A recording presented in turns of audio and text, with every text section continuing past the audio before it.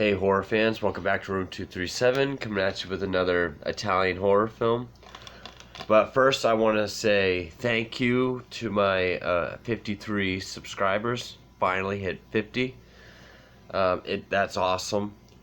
Been almost 7 months since I've been doing this, and yeah, it's been kind of slow at getting subscribers, but I'm thankful for each and every one of you. All your likes, your comments, your kind words, your support. I mean, this is a fun hobby, but you guys doing all that for me is what makes all the time and effort totally worth it. So thank you all for getting me up to 50 plus subscribers. Let's go for 100. All right. So yeah, my last video I did the 1980 cannibal exploitation film Anthropophagus. So now I'm going to do what's widely considered to be the spiritual sequel, 1981's Absurd. Yeah, kind of a crazy cover. I don't know what all this is supposed to be, but Absurd. A film by Joe D'Amato, again. Even though his pseudonym Peter Newton has directing credit on the back, still says Joe D'Amato. Which actually, that's not even his real name. His real name is Aristide Massachesi. I'm assuming that's how you pronounce it. His professional name was Joe D'Amato, but he's gone by a ton of names other than that. Now, this was written by actor George Eastman, whose real name is Luigi Montefiore. Stage name is George Eastman. He also wrote Anthropophagus, which I forgot to mention, and he plays the Anthropophagus in that, and he plays the killer in this film. And that's really the only reason why it's a spiritual sequel. I mean, directed by Joe D'Amato, written by George Eastman. George Eastman is a similar killer, he's just not a cannibal. And it came out in 81. Now, of the two, I would say Anthropophagus is probably the more notorious and the more well-known of the two. But after watching these back-to-back, this is definitely the superior film. This one is way better. It's essentially a slasher film. It really is. In fact, a few reviewers have even called it an Italian version of Halloween. Now, reviewers say shit like that all the time. I mean, you can take a movie like, I don't know, when it's really different, like House on Sorority Row, and they'll call it, a Friday the 13th ripoff. They're completely different movies. It's just because they're slasher films. But this one actually does have a lot of similarities to Halloween, which I'll get to. Just about everything is a little better than Anthropophagus in this. I mean, one, George Eastman, he's not all deformed. He actually looks normal. He has more screen time. You get more kills. It's not as gory, like, as far as intestines and shit goes. But there is plenty of blood. I mean, the opening scene has some intestines, but that's about it. It is more suspenseful. And I actually really liked this. It does have its boring parts. And this movie has a lot of names. It's known as Anthropophagus 2. It's known as Grim Reaper 2, because Anthropophagus was also known as Grim Reaper. It was released in some countries as Zombie 6. Yeah, they tried to make this part of the Zombie series. Which it came out in 1981, so I don't really know how that's possible unless it got released way later.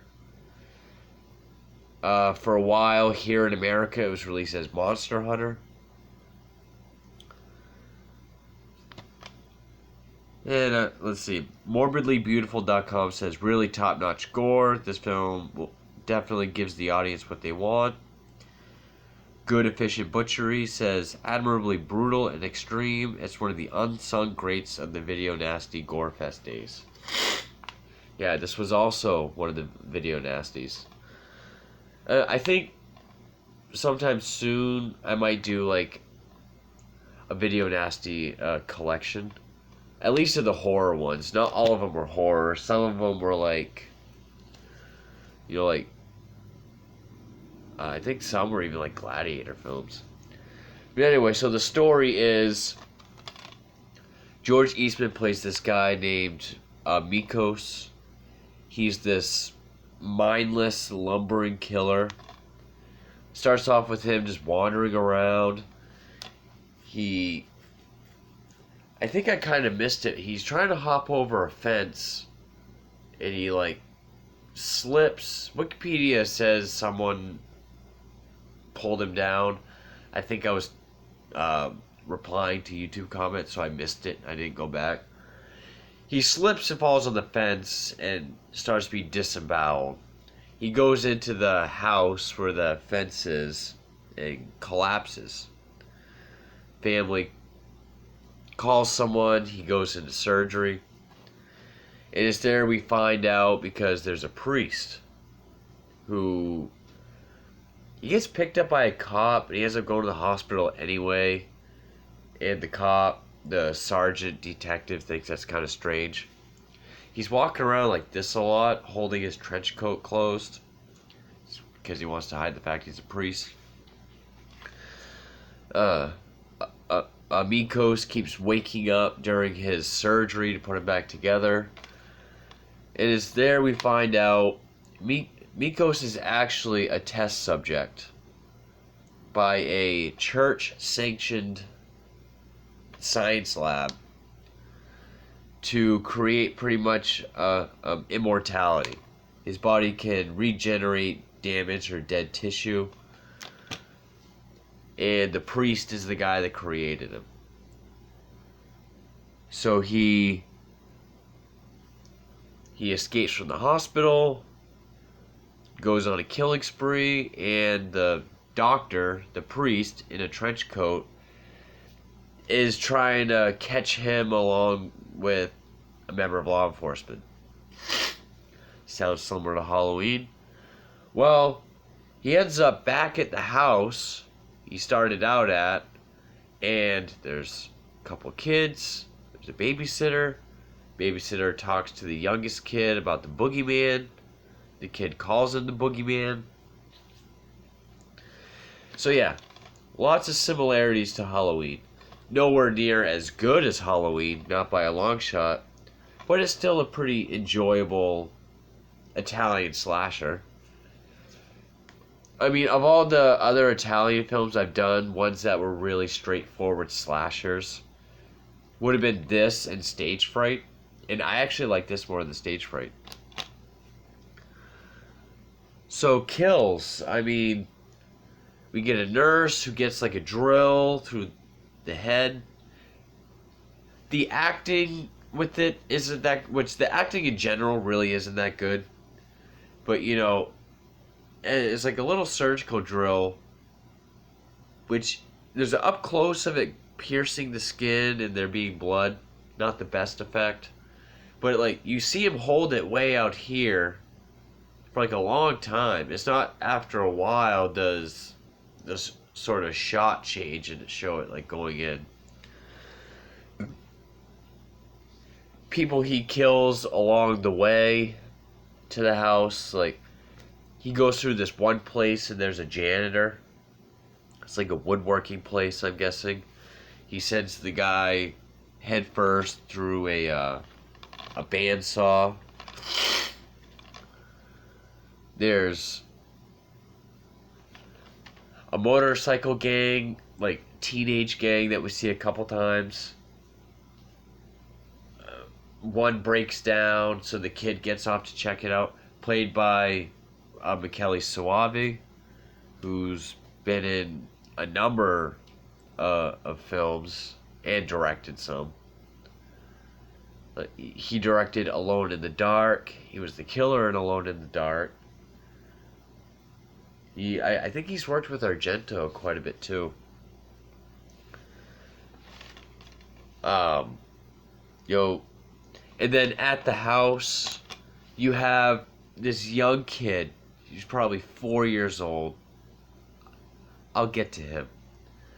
You have like an older, younger teen, like maybe 13, 14-year-old girl who's bedridden with a neck brace because she has spine problems.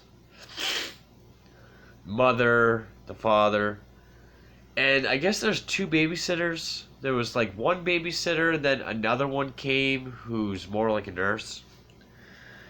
Well, the father, actually on his way home, runs over Mikos. Mikos is going to attack the kid on the motorcycle. He sort of hits him with his car, and he just keeps going, and then that's troubling him for the rest of the movie. But when he gets to the house, like the first babysitter gets like a pickaxe through the head. The second babysitter, who is really the only likable character in the movie. I mean, the priest, take him or leave him. The cop is really annoying. The kid, again, I'll get to. The mom and the dad are kind of, typical snobby horror movie rich people. But the second babysitter, she's likable. The bedridden daughter is likable when she gets her time. But, there's like this whole chase where the second babysitter, like the nursey one, finds someone with the pickaxe through the head. And the first babysitter is the one that sort of teases the young boy about the boogeyman, because he knows a guy came to the house and he had an accident. So the fucking babysitter takes the kid, literally first there's a few scenes where the kid is always like, he fakes a tantrum because he can't watch what he wants on TV. He wants to watch the football game. The parents are literally just down the road at a friend's house to watch the football game. Like, he fakes like a tantrum. He won't go to bed. He's an annoying fucking kid, but there's more reasons. The second babysitter she literally has to throw him outside, say run down the road and get help. So she goes into the bedridden girl's room, locks herself in there with her so that she can... It shows the kid literally leaning against like a stone pillar over the driveway, just kind of... And then it shows what the babysitter's doing. It cuts back to him. He just goes back in the house through a fucking window. So he does, and he's calling the babysitter, so he's like, Emily, Emily, which he says about 40 times through the whole movie. So now she's like, oh fuck, the dumb kid sees a pair of scissors, grabs them, and of course she gets grabbed by the killer. And this is sort of a long, gruesome scene, but I thought it was well done. He forces her head into an oven and turns it on. And there's just a long scene of gradual burning and a slow kill. But it cuts back and forth between her head in the oven and him banging on his sister's door so she can let him in. She has spine problems. She's bedridden. She's strapped in. Like, she's actually trying to undo the straps on her neck brace and on her waist.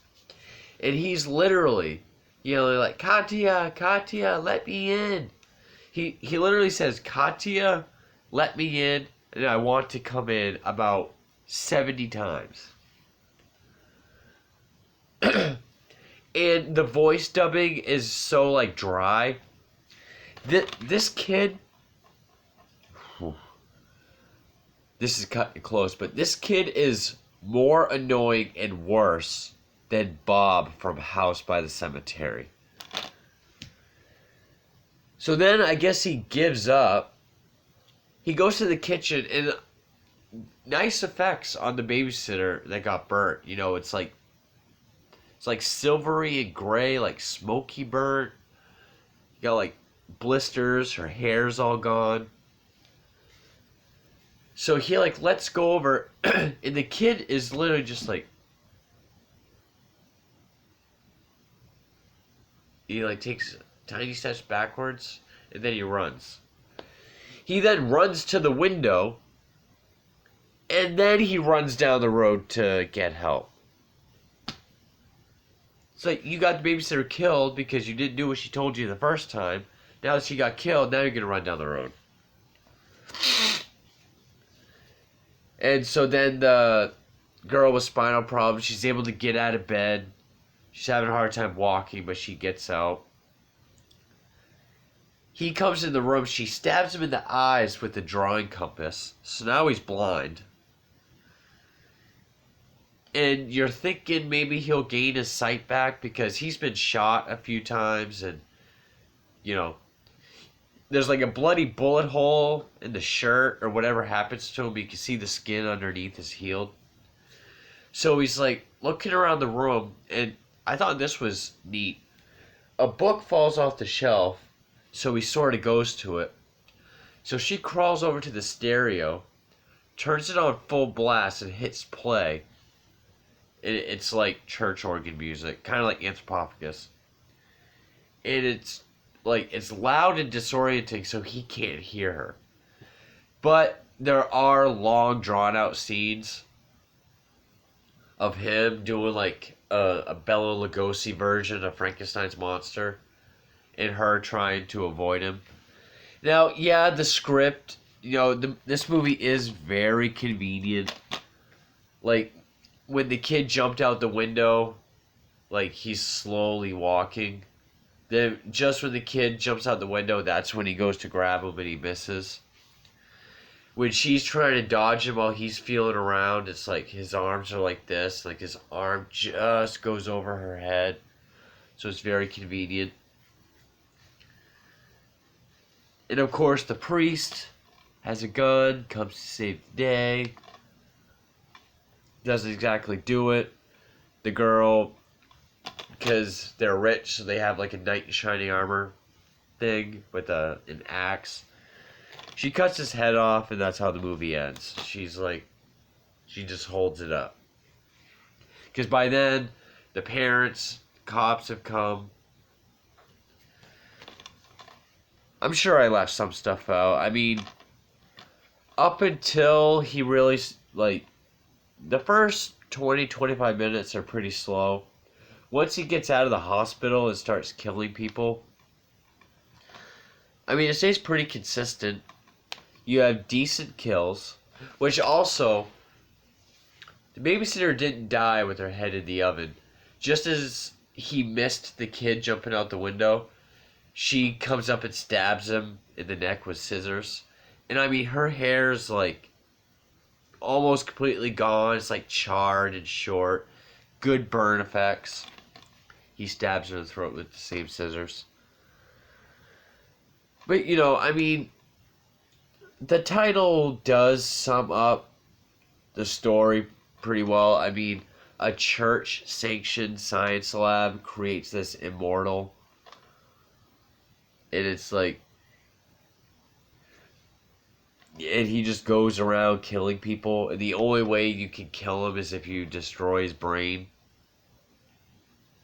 Which also, if you look here, you can see red in between his eyelids. That's because, you know, when he has no eyes and he's fighting the priest, if you look closely, you can see his actual eyes, like, coming through the makeup or through slits in the makeup. But I mean, I still thought it was a decent film. As close, it didn't really feel like a ripoff of Halloween. You can definitely tell it was certainly inspired by it. I mean, a silent slow walking killer who's tall and big escapes from a hospital. There's a doctor that, well, this doctor created him. Loomis did create Michael Myers. He knows all about him. He's going after him. Kind of teams up with a member of law enforcement. He makes it back to this certain house where there's a babysitter and kids. Kids are asking about the boogeyman. So yeah, it's very similar to Halloween, but I actually like this movie. I do think it is very superior to Anthropophagus. There's less downtime. There's more, yeah, where there's less intestinal and visceral gore. There is more blood and kills. So, yeah, I actually liked Absurd. It was pretty good. As far as straightforward slashers, not giallos, this is probably my favorite Italian one. I did like it a lot more than Stage Fright. But anyway, that's Absurd. So, from Room 237, thank you for watching.